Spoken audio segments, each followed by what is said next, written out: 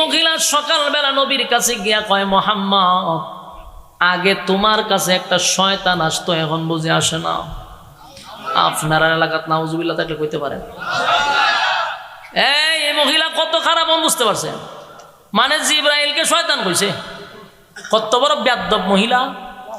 এই মহিলা বলে, আগে যে তোমার কাছে একটা লোক আসতো শয়তান, সে কি এখন আসে না? নাউজুবিল্লাহ। আল্লাহর নবীর মনে বড় আঘাত লাগছে রে। এক তো হলো নবী অসুস্থ, আর এই মুহূর্তে নবীর আয়েশা এমন কথাটা বলল, তাও আবার নবীর আপন চাচি, নবীর আপন চাচি। আল্লাহর হাবিব ব্যথা লইয়া শুয়ে আছেন। এই মহিলা শুধু এখানেই নয়, নবী যে নামাজে যাওয়ার জন্য মসজিদে নববীতে ঢুকতো, অথবা খানায় কাবায় যখন নামাজ পড়তো, তখন তো মক্কাতে ছিল, নবী খানায় কাবার চত্বরে গিয়ে নামাজ পড়তো। এই মহিলা খেয়াল করতো নবী রাতের বেলায় কোন দিকে বাহির হইয়া আসে, সেই রাস্তার মধ্যে নবীর জন্য কাঁটা রেখে দিত, যেন নবী কষ্ট পায়। অথচ আপন চাচি, কথা বুঝতেছেন? নবীজি কষ্ট পাইতো রে।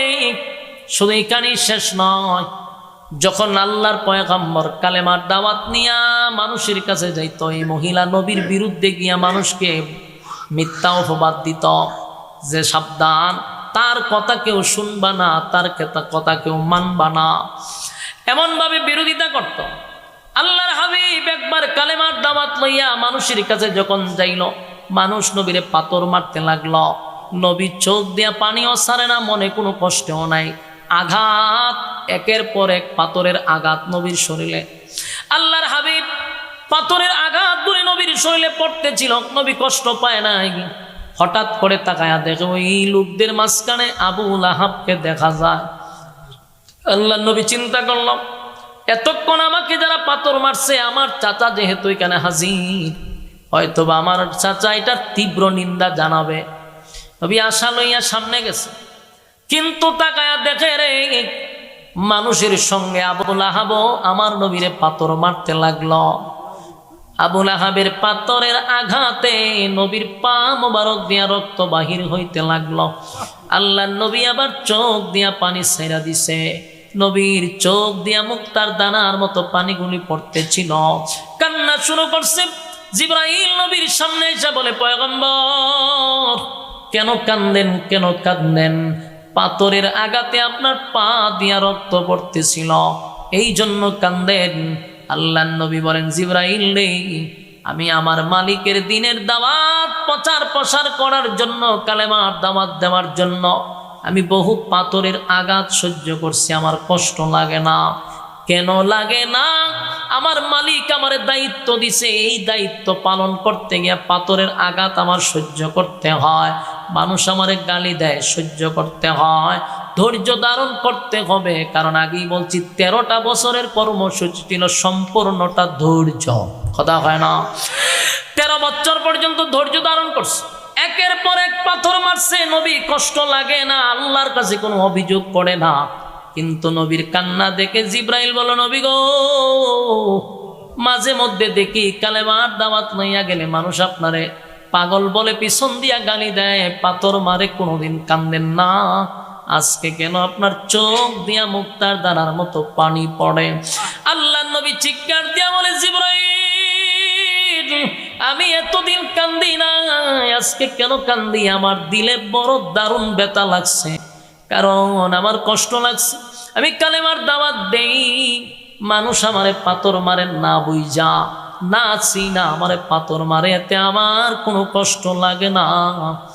কিন্তু আমার চাচা আবু লাহাব, আমার আপন চাচা গো, আমার জন্মের সময় আমার চাচা বড় খুশি হইল, আমারে ছোটর থেকে নিয়ে এই পর্যন্ত আমার চাচা আমারে ভালো করে চিনে, ভালো। আর চাচা জানে আমার বাবা নাই, আমার মাও নাই। আমি ছোটবেলা আমার বাবাকে একটা নজরও দেখতে পারলাম না, দুনিয়াতে আসার আগেই বাবা চলে গেল। আমার মা 4 বছর হতে না হতেই মাও চলে গেল, আমার দাদাও চলে গেল, আমার গার্জেন বলতে কেউ ছিল না। আবু লাহাব আমার আপন চাচা,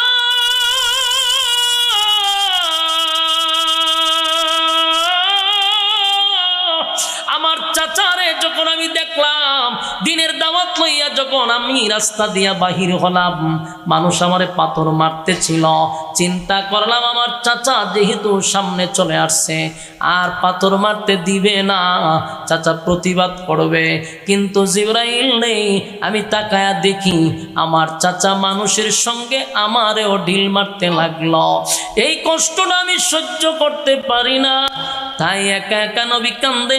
আল্লাহ ডাক দিয়া বলে, বন্ধু আপনি কান্দেন না, আবুল আহাব আপনারে কষ্ট দিছে, আপনি কান্দেন না, আপনার এই মিশন সাকসেস হবে, আবুল আহাব পরাজিত হবে, এতে কোনো সন্দেহ নেই।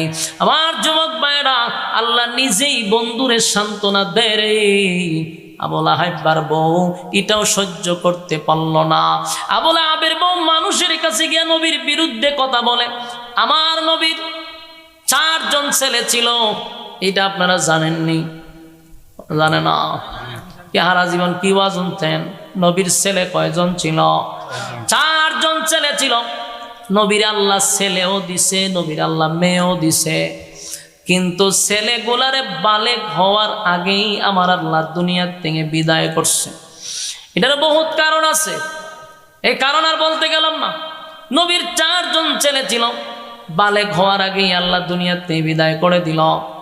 আবুল আহাবের বউ মানুষের কাছে গিয়া কয়, তোমরা যারে নবী মানো, যার খোদার অনুসরণ করো, এই লোকটা যদি মারা যায়, তার নাম নেওয়ার মতো জমিনে কেউ থাকবে না, তার বংশ জমিনে থাকবে না, কারণ তার একটা ছেলেও দুনিয়াতে টিকল না। ছেলে নাই, তার বংশ নাই, সে তো নির্বংশা। নবীরে 8 কোরা আবেতার বলে গালি দেয়। আবার নবীরে আবেতার বলে গালি দিতে লাগলো। আল্লাহ বলেন, বন্ধু এই জন্য বুঝি কান্দেন?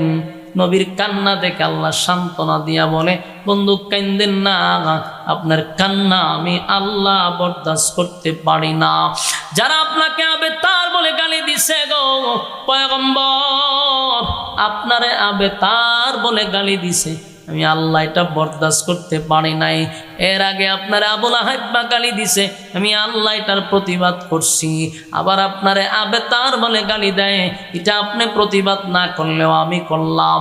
এখন নবীজি, আপনার 4টা সন্তান দুনিয়ার থেকে আমি নিয়ে গেলাম, এই যে বাবা হিসাবে আপনি একটা কষ্ট পাইলেন। কারণ একটা বিষয়, বাবার লাশ সন্তান কাঁধে নিতে পারে, কিন্তু সন্তানের লাশ বাবা কাঁধে নিতে পারে না রে। এটা বাবার জন্য অনেক ভারী হয়ে যায়। আল্লাহর নবীর 4টা সন্তান, নিজের হাতে নবী গোসল করাইলো, নিজের হাতে কাফন পড়াইলো, নিজের হাতে জানাজা পড়াইলো, নবী নিজের হাতে কবরে লামাইয়া নবী নিজের হাতে মাটি দিল। বাবা হিসাবে নবীর মনে বড় কষ্ট, 1টা 2টা না, 4টা ছেলের নবী নিজের হাতে মাটি দিল। আল্লাহ বলে, বন্ধু 4 সন্তান নিয়ে যে কষ্ট দিলাম গো, এই ব্যথায় ব্যতীত আপনি না বন্ধু না, আপনারে আমি আর কষ্ট দিলাম না। 4টা সন্তানের কষ্ট দূর করে দিব, এর বিনিময়ে আপনাকে আমি 1000 কোটি রুহানি সন্তান দান করব। চিৎকার দিয়া কোন সুবহানাল্লাহ। আল্লাহ বলেন, আপনার নিলাম 4 জন সন্তান, দিলাম আপনাকে কোটি কোটি কোটি 1000 কোটি রুহানি সন্তান। আমরা নবীর উম্মতরা হলো নবীর রুহানি সন্তান। সুবহানাল্লাহ, আমরা নবীর রুহানি সন্তান। এই যে আবুল আহাবরা বলল, আবুল আহাবের বউ বলল, মোহাম্মদ দুনিয়ার থেকে গেলে তার নাম কেউ নিবে না, তার নাম বলার কেউ থাকবে না। আল্লাহ বলেন, বন্ধু আবুল আহাবের নাম নিশানা জমিনে থাকবে না। এই আবুল আহাব নামে কারো নাম আছে? কেউ আবুল আহাব নামটা রাখে না। এই আবুল আহাবের নাম ধরে কেউ ডাক দেয় না রে। কিন্তু আল্লাহ বলেন, বন্ধু এই জমিন যতদিন থাকবে, আসমান জমিন সূর্য চন্দ্র গ্রহ নক্ষত্র যা কিছু থাকবে, যতদিন জমিনে আমি আল্লাহর নাম বলা হবে, ততদিন আপনি নবীর নাম বলতে থাকবে। সুবহানাল্লাহ।